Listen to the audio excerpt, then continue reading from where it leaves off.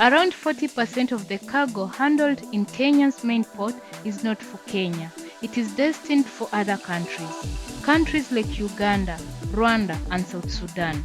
So, why does this trade pass through Kenya? Because of one city, Mombasa. Mombasa is Kenya's main port city, located on the coast of the Indian Ocean.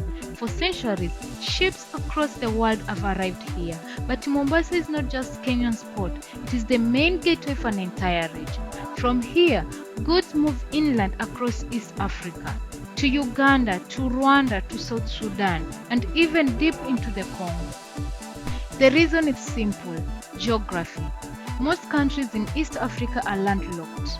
That means they have no direct access to the sea, and without a port, international trade becomes slow and expensive. Every container, every barrel of fuel, every imported machine must first pass through a coastal country.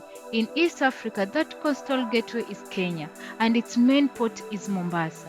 But this system did not appear by accident. It was built more than 100 years ago. During the colonial period, the British built a railway from the coast, deep into the African interior. The famous Uganda Railway. It connected Mombasa to Nairobi and then to Uganda.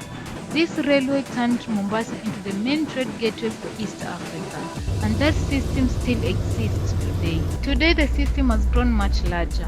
Goods arrive in Mombasa by massive container ships. Then they move inland through what is called the Northern Corridor. Transport happens through trucks, railways, and large logistic hubs. Thousands of containers leave the port every day, moving across Kenya towards the rest of East Africa. And here is something most people don't realize. A huge part of the cargo in Mombasa is not for Kenya.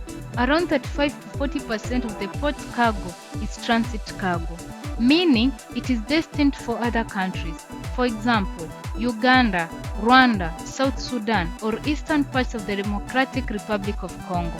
For these countries, Mombasa is not just a port, it is their connection to the global economy. Of course, Mombasa is not the only port in the region.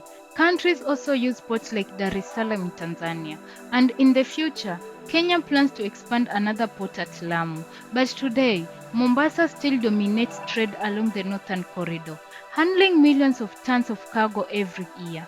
At first glance, Mombasa looks like just another coastal city, palm trees, beaches, tourists. But behind the scene, it powers something much bigger, an entire regional trade network, connecting landlocked nations to the oceans and to the global economy. Because in East Africa, trade doesn't start inland, it starts here, Mombasa.